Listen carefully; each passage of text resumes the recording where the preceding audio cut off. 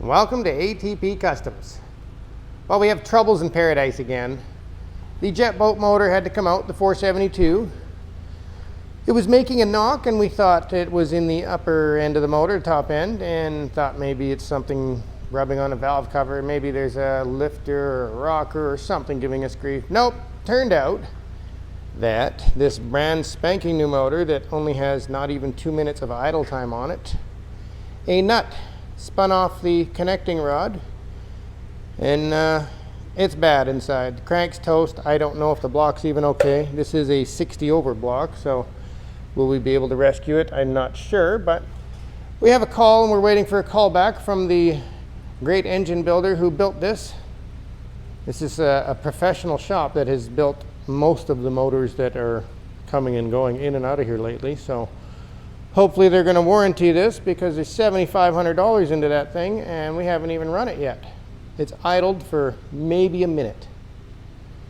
So not very happy about that. We ran into a brick wall with the jet boat this week, so we're just kind of regrouping, trying to figure out what we're going to do, waiting on a call back. That kind of throws the whole rest of the summer for a loop, and our jet boat metal flaking painting going for a rip in the next week or two idea out the window.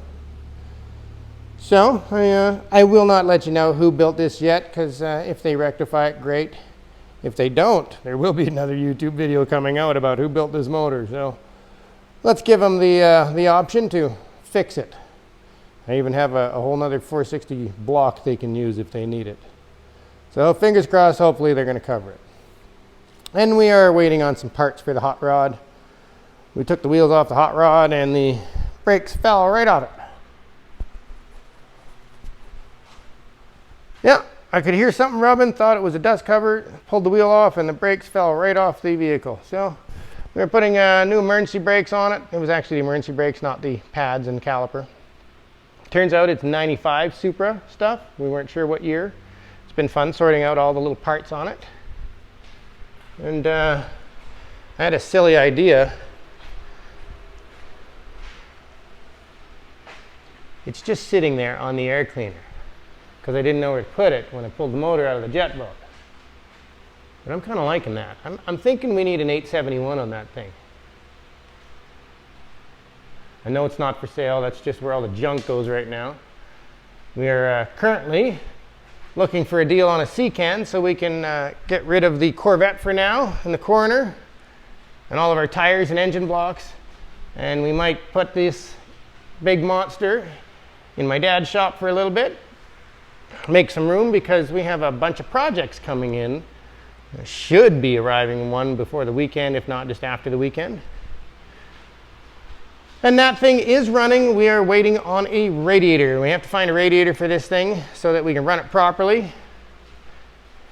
Mr. White has all that ugliness together with all the aluminum metal block heads and the Cobra intake.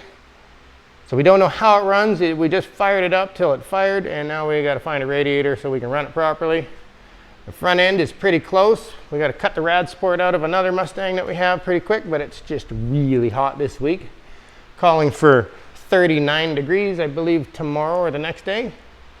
We should be somewhere between 35 and 37. That is Celsius. I'm not sure what that is Fahrenheit. So it's one of those interesting weeks where things are really hot and the vehicles aren't very happy. But we'll get through it. We'll keep plugging away, doing what we love. The cool thing is that now I can say I've actually torn the oil pan off and looked inside a 472. I couldn't say that before, but now I can say that I've seen inside that motor.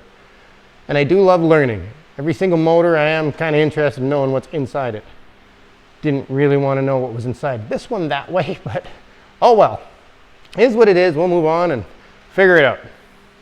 Thank you for watching, and I hope you subscribe.